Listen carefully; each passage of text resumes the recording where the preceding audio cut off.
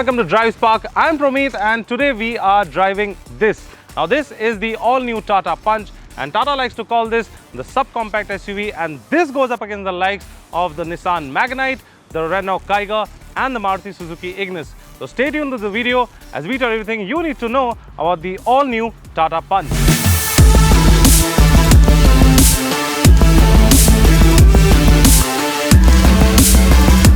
So now let's talk about the design of the all-new Tata Punch and let's talk about the front end. So over here you get the LED DRLs are present over here, and right at the side of the DRL you get the halogen indicators. Now if the entire unit was an LED unit, it would have looked really fantastic. Overall you get the high beams and the low beams and the fog lights, everything in halogen. In fact, there is a projector setup for the low beam and a reflector setup for the high beam, but I mean there should have been an LED since this is the top of the line of the variant. So I think the low beam, if this was LED, it would have been really fantastic. Now overall there is some amount of chrome present. You can see that the chrome strip that joins the DRLs, and you have the Tata logo that's finished in chrome. Other than that, the top grille over here that you see is finished in piano black, and you get some tri-arrow design elements over here. Now this looks slightly odd, and this is because the horn is placed right behind this.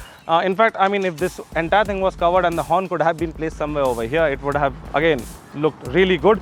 This is slightly looking odd. Overall, if you see, this car looks muscular, and that is because of these hood lines and creases that are present over here. It creates a great road presence for the all-new Tata Punch. And the lower half of the bumper, as you see, is finished in matte black, and over here you also get the tri-arrow design, and that's about it. So that sums up the front end. So now let's move over to the side profile and a little bit more about that.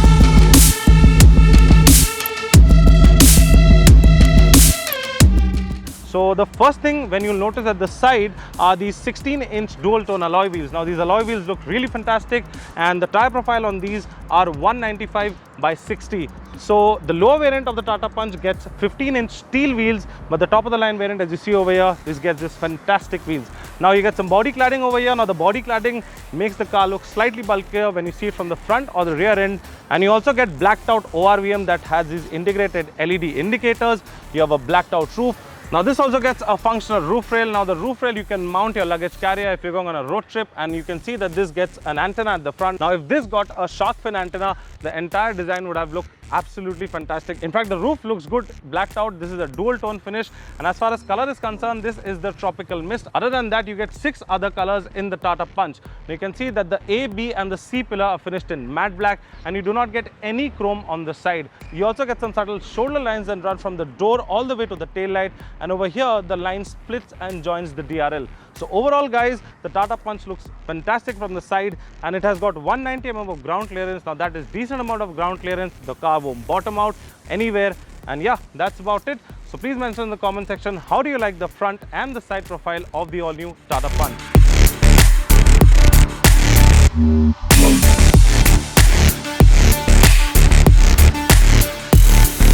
So now let's talk about the rear end of the Tata Punch, and a couple of things that you'll notice is, first, it gets a rear wiper along with a washer. It gets an integrated spoiler. It also gets a stoplight, an LED stoplight over here. It gets defoggers, and on the windscreen you will see that there's a small Rhino graphic present over here. Now why Tata gave this is because in the initial stage this vehicle was called the Hornbill or the HBX. So you get the Rhino graphic over here. In fact, you also get a Rhino graphic in the dashboard. When you open the dashboard, there's a small Rhino graphic over there. So over here Tata has punched the logo very neatly, and the font is absolutely awesome over here. You also get a small amount of chrome that I told you before. So the Punch logo and the Tata logo both are finished in chrome. Right below the Tata logo you get the camera. Now the reverse camera features active guidelines, so when you turn the steering, the guideline moves. So both of this helps the driver to park the car at tight places with ease. Now let's talk about the tail lights. So the Tata Punch gets these wrapped around tail lights. Now over here you get the tri-arrow finish design. Now this tri-arrow that you see over here, this is finished in LED, and the indicator and the reverse light gets halogen bulb. Now let's talk about the boot of the car. So to open the boot, there are 2 options. Either you can open it from your key, or you can just unlock the car, and there's a button over here. So you just press the button, and thanks to the hydraulic struts, the boot opens on its own. Now I got a 366 litre of boot space, and as you can see, we have already filled the boot with 4 bags. I think there are 4 bags over here. So you still have place for, I think, 2 or 3 more bags. So yeah, it's a pretty deep boot and there is a lot of space over here. You also get a tray over here just in case you want to keep some things, some light things, because this will not hold really heavy things. Now to close the boot, Tata has given a handle over here. So you just pull down the handle, and since the boot lid is light, it's easy to close by just pulling it down. So yeah guys, that was the rear end of the all new Tata Punch, and please mention in the comment section what do you think about the rear end.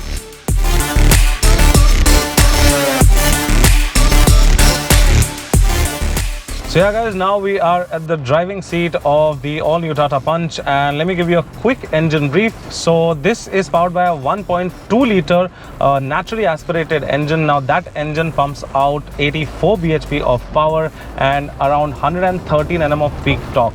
Now this is either mated to a 5-speed manual or a 5-speed automatic gearbox. So the test car that we are driving is the 5-speed manual gearbox one. We'll be driving the automatic really soon, and we'll tell you more about that. But let me get straight to this. So first things first, the clutch of the vehicle is extremely light. I mean, at stop and go traffic, there will not be a single problem. I mean, your leg will not get tired out because it is actually extremely light. I mean, it's unbelievably light. Plus the gear shifts are very short, they are crisp. It's not the throws for the gears is not very long. So what happens is that this gives you a sporty feel. And talking about sporty feel, you have the sporty steering wheel. It's a flat bottom steering wheel, and this steering wheel is literally padded really well. I mean, you can see the grip on the 10 and 2 o'clock that's there. This gives you a really good grip on the steering wheel. Plus you have your steering mounted controls. On the left hand side you have the controls to control the infotainment system. From the right hand side you can control the cruise control and a lot of other stuff for the MID screen. Now talking about the instrument cluster, the instrument cluster over here is a semi-digital one, and half of it is analog. Basically this cluster is taken up from the Altroz. The speedometer is an analog one, and the rest of it is a digital one, and it looks really nice. Plus the steering wheel is also flat bottom, so it gives you that sporty look, that sporty feel. And talking about again sporty, you get all, the cabin is all blacked out. Like you can see, you get some silver accents around the AC vent. You get a dual tone dashboard, plus the fit and finish quality is nice. You get plastics. Now the plastics are hard quality plastics, but the quality of the plastic is excellent. So the infotainment system is a 7-inch touchscreen. It features Android Auto, Apple CarPlay, and the touch is really responsive of the infotainment system. Now just below the infotainment system you get the AC vents. Now the AC vents have some silver accents around it, and you can see that there's some chrome accents on the vent, like when you have to adjust the vent on that part you have some chrome. And just below the climate control over here you get your charging sockets. Also there's some space to keep your wallet and your phone. That's a really nice gesture. Right besides the handbrake you get bottle holders over here. And once again there's a lot of space in the car. There's a lot of headroom, as you can see. There's a lot of comfort. Speaking about comfort, now the seats are absolutely comfortable. I mean, we've been driving around in the city for like more than 4-5 hours. There's stop and go traffic, but this seat has not tired us out. And we are 100% that this seat will not tire you out on a long run. And I mean, it's just wonderful. It's got decent cushioning, it's got good underthigh support, it's got good side bolsters. It'll hold the driver in the place. So yeah, I mean, this front seat, and the front seat driver side gets the seat height adjuster. Only the driver's side gets it. And apart from that, you also get the tilt for the tilt function for the steering wheel. You do not get a telescopic function for the steering wheel. And I mean, yeah, finding the right driving position is not difficult. You will struggle a bit because, I mean, the steering wheel, if it had a telescopic function, then it would have been just perfect. I mean, it's manual, but you would have done it slightly quicker if it had a telescopic adjustment as well. Other than that, let's talk about the rear seat. So the rear seat is again nice. There's good back support to it. There's good underthigh support. And if you're 4 people traveling, you can actually deploy the armrest, and you can easily 4 people go. I mean, 5 people, there is space for 5 people to sit. Again, there should have been an AC vent at the rear end. That's missing. So now the suspension setup on the Tata Punch is actually it's slightly on the stiffer side. So what happens is that when you take a pothole or when you're cornering at maybe high speeds, the car is stable because body roll is slightly less. I mean, there is body roll. It's a subcompact SUV. It's a slightly heavy SUV, but I mean, they have tuned the suspension in such a way that it will absorb all the potholes, it will give you that comfort, and at the same time you can take corners at a slight higher speed. So yeah guys, I mean, overall the driving dynamics of the car is amazing. The power delivery is really linear. Till 2000 rpm you feel that it's slightly sluggish, but post 2500 or 2600, I mean, since it's an NA engine, it just shoots up, and again power drops down post 4500 or 4600, and it redlines at around 6000 rpm. So yeah guys, that was the all new Tata Punch, and so it just drives excellent. It has a lot of comfort, it has a lot of features, and yeah, it's an excellent vehicle to go on a road trip. Yeah, that's a big thumbs up from my end.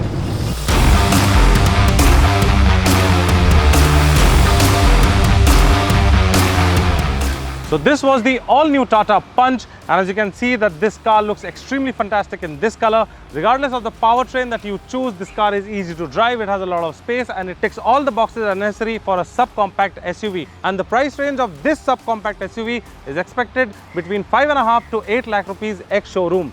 I hope I explained the car well to you. If you need to know anything else about the all-new Tata Punch, please mention it down in the comment section and we will get back to you on that. Until then, I hope you liked this video. If you liked it, please give it a thumbs up, share and subscribe to all our social media channels. I'm Promit signing out. See you next time. Thank you so much for watching. Take care and be safe.